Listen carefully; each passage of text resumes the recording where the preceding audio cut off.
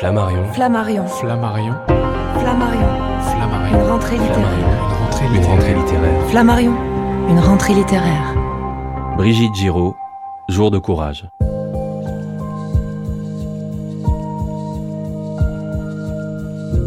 Brigitte Giraud est auteure à ce jour d'une dizaine de romans. Elle revient avec Jour de courage, l'histoire de Livio, un jeune garçon de 17 ans qui, lors d'un exposé en cours d'histoire sur les premiers autodafés nazis, emprunte, pour faire son coming out, la voix et l'histoire d'un homme qui a vécu il y a 100 ans.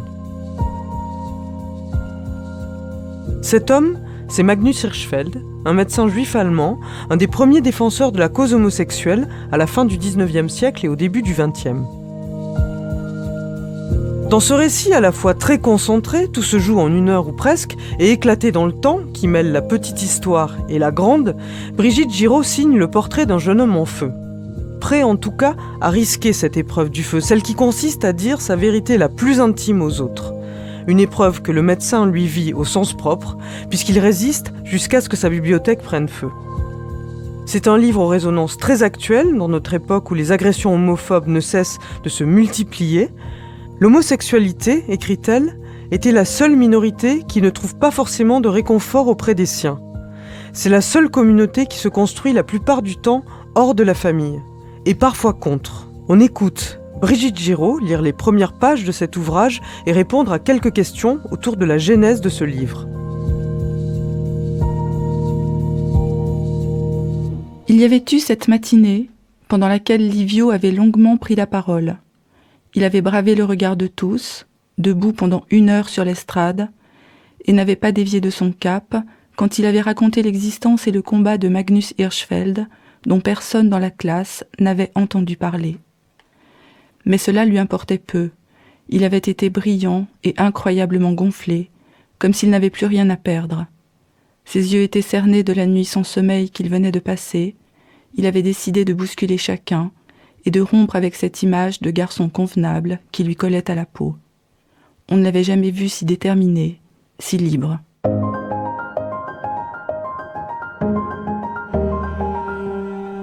On vient d'écouter Brigitte Giraud lire un extrait de Jour de courage. Brigitte Giraud, qui est ce Magnus Hirschfeld ?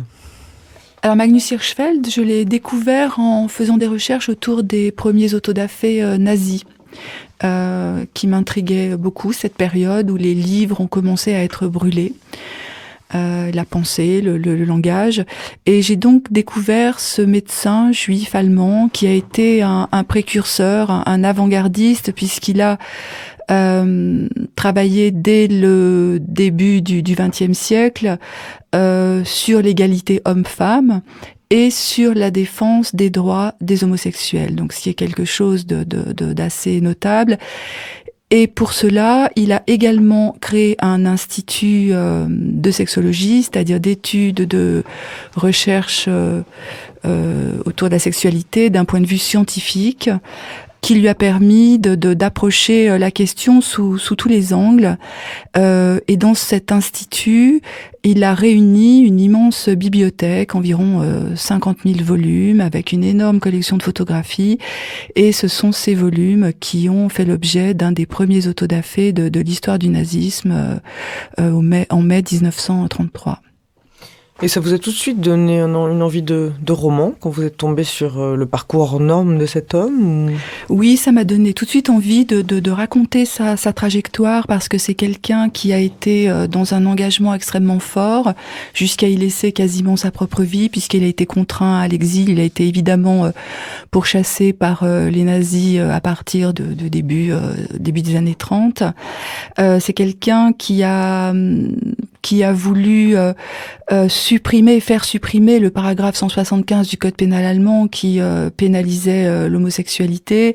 Et pour cela, il avait quasiment réussi, puisqu'il avait réuni une grande pétition, plus de 5000 signataires, dont des écrivains illustres comme Stefan Zweig, Thomas Mann, comme Émile Zola, ou des gens comme Einstein ou même Freud, ce qui veut dire qu'il était extrêmement bien ancré dans son temps. Il donnait des conférences dans le monde entier, et la création de cet institut, c'était vraiment une première, quelque chose qui n'avait jamais eu lieu de par le monde. Et j'ai vraiment eu envie de relater cette histoire qui fait écho, me semble-t-il, avec la façon dont dont certaines minorités sont encore aujourd'hui, hélas, très maltraitées.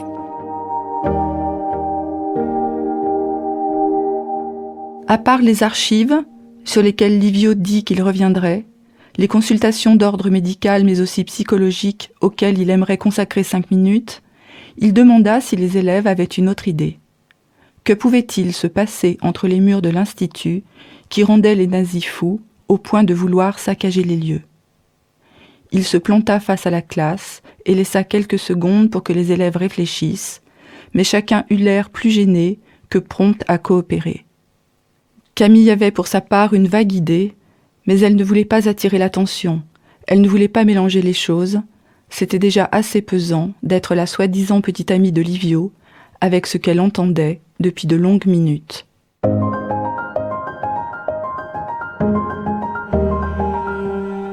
En exergue de votre roman, il y a une citation de Louis Calafert, extraite de Septentrion. Le plus dur est de faire le saut. Ce qui vous intéressait, c'était d'écrire ce moment, justement, de bascule ? Oui, c'est vraiment ce moment de bascule qui m'intéresse, c'est-à-dire tout ce qu'il y a avant de faire le saut. Alors le saut, dans le cas de Jour de courage, c'est que ce jeune garçon, Livio, 17 ans, puisse enfin sortir du mensonge et dire qui il est, c'est-à-dire un garçon qui est homosexuel. J'ai voulu regarder cela de très près, ce qu'on appelle coming out. Il n'y a pas de mot en français, justement, pour parler de ce fameux saut. Et j'ai voulu regarder de très près ce que ça impliquait d'un point de vue intime, d'un point de vue social, d'un point de vue politique, puisque c'est aussi, me semble-t-il, un livre politique. Qui cela concerne, c'est-à-dire à la fois la famille, le rapport à la mère, le rapport au père, le rapport aux copains, le regard des autres et le regard sur soi-même. Et il me semble que ce passage à l'acte, si on peut l'appeler comme ça, a rarement été regardé de très près. J'ai voulu mener une enquête assez vaste autour de cet instant précis où tout bascule. Et ce coming out, j'imagine que ça a aussi été un défi littéraire. Comment on rend compte de ce moment ? Oui, ce qui m'intéressait, c'était en effet d'avoir une juxtaposition de deux temporalités, c'est-à-dire d'une part Livio, 17 ans, sur l'estrade, devant sa classe, qui pendant 1 heure va raconter le parcours de Magnus Hirschfeld, et ce parcours de Magnus Hirschfeld, lui, vient du siècle dernier, c'est-à-dire cette bascule pour lui qui se fait devant ses camarades et devant son enseignante et devant sa petite amie, qui va le mettre totalement en danger et qui va provoquer une espèce de folie dans cette salle de classe qui va être quasiment mise à feu et à sang par ce que va déclarer Livio. Et prendre en compte ces années de combat de Magnus Hirschfeld, la création de l'Institut, la montée du nazisme, les premiers autodafés. Donc c'était quasiment 50 ans de la vie d'un homme en 1 heure d'exposé. Au moment où Arthur a pris la parole, Camille n'a pas tenté de défendre Livio. Elle est restée étonnamment silencieuse. Et par la suite, elle n'a cessé de s'en vouloir. Quand Livio a disparu, et quand elle a compris qu'il ne reviendrait pas, elle a mesuré sa responsabilité. Elle a eu honte, et plus que cela. D'autant qu'elle avait participé à l'effondrement de Livio, les jours d'après. C'est peut-être elle qui avait donné le coup de grâce, sans le vouloir vraiment.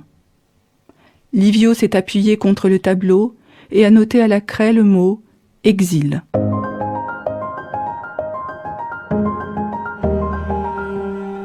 Brigitte Giraud, est-ce que vous diriez que c'est un livre engagé ?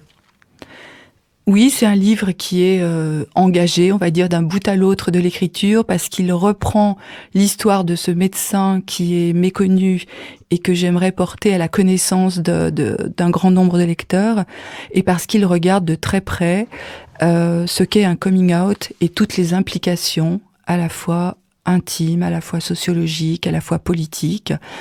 C'est une façon de remettre certaines choses à une place qui me semble urgente de retrouver ou de trouver. Et ce livre, vous le voyez comme un engagement, comme un soutien aussi auprès des familles qui ont à vivre ce genre d'événement. Enfin, comment vous l'envisagez ?